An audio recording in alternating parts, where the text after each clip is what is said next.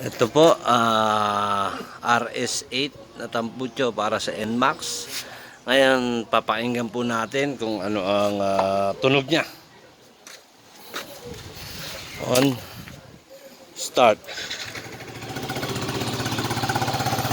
Yan po ang tunog niya.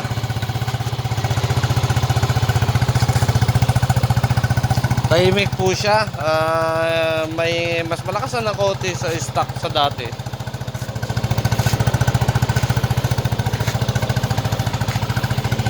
Ngayon, pag ibibirit po natin, yan po.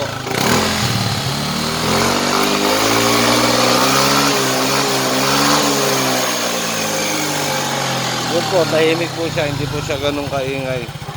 Kaya ang maganda pa po dyan, stainless po yung elbow nya. Walang putol, diretso hanggang ilalim. Yan po, RS8.